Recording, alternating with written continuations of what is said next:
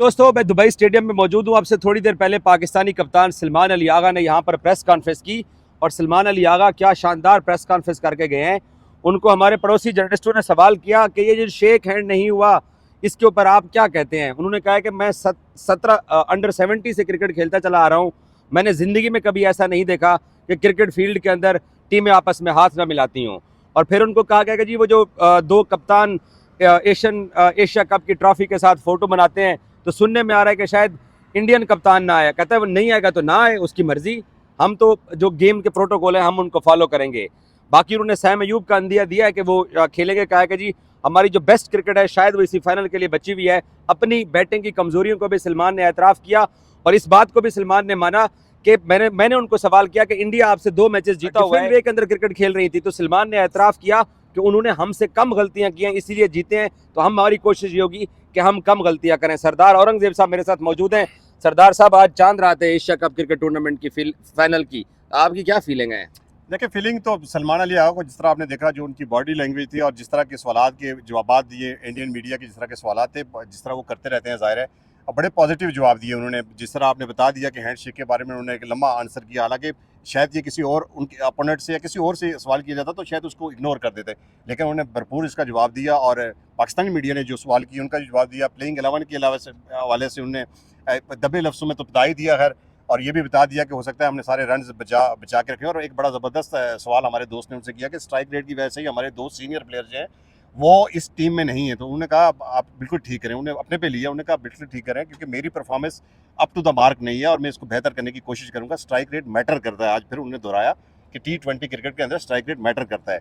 और ये ज़बरदस्त किस्म की प्रेस कॉन्फ्रेंस थी। मैच के एक दिन पहले बॉडी लैंग्वेज आपने देखी, जाते हुए आपसे सलाम दुआ भी करके गए। तो मेरे ख्याल में इसी तरह होना चाहिए। पाकिस्तान के जो प्लेयर्स हैं ना, उनको इसी तरह पॉजिटिव रहना चाहिए, इसी तरह एग्रेशन के साथ रहना चाहिए। एक सवाल शायद उनसे ये भी हुआ पूरी प्रेस कॉन्फ्रेंस में, मैं आपको बता देता हूँ कि एग्रेशन को किस तरह कंट्रोल करेंगे अपने प्लेयर को। उसने कहा मैं तो किसी को कंट्रोल नहीं करूंगा, फास्ट बॉलर के पास एक एग्रेशन होता है, अगर उनसे वापस ले लिया जाए तो फिर पीछे बचता क्या है, पीछे बचता क्या है। तो पॉजिटिव थी, यानी ये भी दबे लफ्ज़ों में बता दिया कि हम उसी एग्रेशन के साथ जाएंगे। फिर किसी ने ये भी कह दिया कि आपका ओपोनेंट जो है वो तो आपको अपना हरीफ ही नहीं समझता। उन्होंने कहा कि उनकी मर्जी है, वो क्या समझते, हम इंशाल्लाह जीतने के लिए आएंगे और जीत कर जाएंगे। फिर एक साहब ने सवाल कर दिया कि इतने मैचेस हारने के बाद कल क्या तवक्को करें। उनका कल जीत की तवक्को करें। और मुझे और आपको वो 1-1.5 हफ्ता पहले कह चुका था ट्रॉफी जीतने आया। बिल्कुल इसी कहा था कि यार मैं मैच जीतने नहीं, मैं टूर्नामेंट जीतने आया हूँ और इंशाल्लाह एशिया कप जिता के जाऊँगा। और इंशाल्लाह कल इस वक्त जो है वो टॉस हो चुकी होगी और ठीक 3 घंटे के बाद मुझे लगता है कि मोहसिन नकवी साहब यहाँ पे होंगे, उनके हाथ में ट्रॉफी होगी और लेने वाला सलमान अली आगा होगा। ओके, और आपको साथ ये भी हम अपडेट देते हैं कि चेयरमैन पीसीबी मोहसिन नकवी जो है वो दुबई पहुंच रहे हैं और वो विनिंग कप्तान को ट्रॉफी देंगे। तो भारतीयों को मोहसिन नकवी से आपके हाथों ट्रॉफी लेते हुए आपत्ति तो नहीं होगी अगर वो जीतते हैं? नहीं, नौ बताएगी। और ये जरूर है कि हैंडशेक तो वो नहीं कर सके, लेकिन मुझे लगता है कि सामने गैलरी में खड़े होकर वो दरवाजा जो उन्होंने बंद किया था ना, वहाँ से छुप छुप के जरूर देखेंगे कि ये ट्रॉफी जा किधर रही है। अच्छा, सलमान अली आगा ने शेक हैंड पे कहा कि जी क्रिकेट आज तो खुल के पाकिस्तानी कप्तान ने पूरी दुनिया में प्रेस कॉन्फ्रेंस जारी है, लाइव एक प्लेटफॉर्म पे बैठे हुए इंडियन रिपोर्टर के ही सवाल के ऊपर कह दिया है कि ये क्रिकेट में ऐसा नहीं होता है। तो फिर तो यार उन्होंने 20 साल नहीं, बल्कि उन्होंने कहा 20 साल मुझे हो गया और मेरे वालिद साहब भी क्रिकेट के मेरे वो मुझे बताते रहते क्रिकेट के बारे में बताते। उन्होंने भी मुझे बताया कि मेरी जिंदगी में भी कभी नहीं हुआ और लोगों से मैंने सुना कि क्रिकेट की तारीख में कभी नहीं हुआ। तो ये कौन है, कहाँ से आ गए हैं खेलने क्रिकेट? मतलब कहने का मतलब तो यही था। कहने का मतलब तो यही था, जो वो जबान आप इस्तेमाल करते रहते उसका कहने का मतलब यही था। लेकिन अगर समझे ना तो इनको समझ आ जानी चाहिए। बहरहाल ये अच्छा दिखाया सलमान अली आगा ने। और कप्तानों की जो ट्रॉफी की जो फोटो बनती है टॉस से पहले, जैसे मैंने आपको इंट्रो में बताया, तो उससे सवाल किया गया कि जी इंडियन कप्तान शायद ना आए, तो कहते हैं नहीं आता तो ना आए। नहीं आ रहे हैं वो साथ खड़े होकर फोटो बनेगी। अब मुझे लगता है कि वो शेक हैंड वाला जो उनका जो सौदा था ना वो भी नहीं बिक सका है। अच्छा, सलमान अली आगा ने जो सैम अयूब के ऊपर बात की है कि शायद उसकी भी बेस्ट क्रिकेट की इनिंग्स आना बाकी है, बट वो कहता है हर मैच में कभी 2 कैच पकड़ लेना और कैच ड्रॉप ना करना बहुत बड़ी बात है। इंडिया 12 कैचेस छोड़ चुका है अब तक।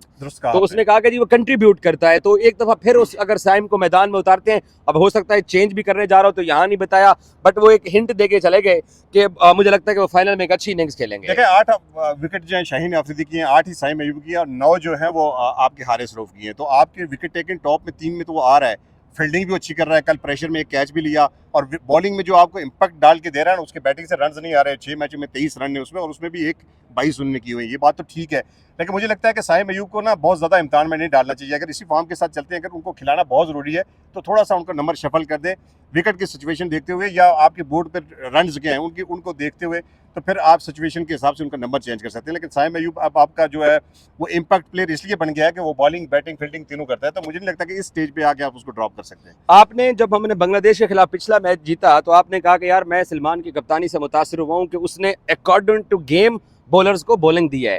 आज सलमान को सवाल हुआ तो सलमान ने आज सवाल के जवाब में बोला कि हमने एक प्लान किया हुआ है और हम 40 ओवर तक उस प्लान के ऊपर गेम खेलेंगे।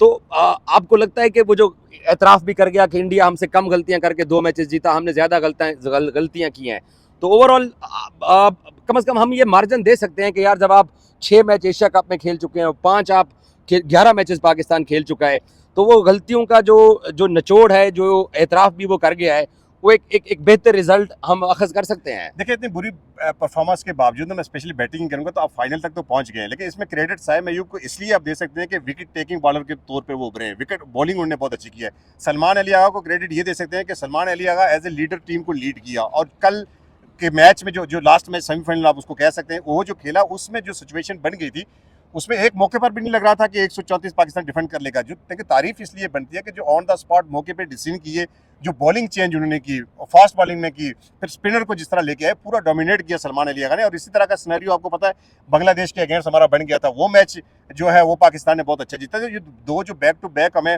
विक्ट्रीज मिली हैं उसमें सलमान अली आगा और साइम अयूब का बहुत बड़ा कंट्रीब्यूट है। गो के वो बैटिंग में कुछ अच्छा नहीं कर सके, लेकिन ये एक पॉजिटिव थिंग जरूर है कि यार इतना बुरी बैटिंग करने के बावजूद भी हम टूर्नामेंट के फाइनल में पहुंच गए, तो मेरे ख्याल में ये चीज़ भी अपने आप को वो सोचकर बूस्ट करते होंगे। और जैसे उन्होंने कहा कि शायद ये सारे रन हमने फाइनल के लिए बचा के रखे, और मुझे लगता है इसी तरह है कि कल पाकिस्तान यहाँ पे तारीख रकम करने वाला है, और हिंदुस्तान का गुरूर इसलिए हाथ में मिलेगा कि जो हथकंडे वो एक तो के मैदान के अंदर होते हैं, मैदान के बाहर वो आईसीसी और बीसीसी के जरिए, जय शाह के जरिए जो प्रोपेगेंडा क्रिएट कर रहे हैं, जो प्रेशर जो मैदान के बाहर से वो डेवलप कर रहे हैं, मुझे लगता है कि कल इनका प्लान जो है वो सारा मट्टे में मिलने वाला है और कल पाकिस्तान जीतेगा इंशाल्लाह। बहुत शुक्रिया सरदार औरंगजेब साहब की आपने गुफ्तगू सुनी है। पाकिस्तान क्रिकेट टीम ट्रेनिंग करने के लिए आईसीसी एकेडमी पहुंच चुकी है, आपको अब वहां से भी अपडेट करेंगे। Thank you so much.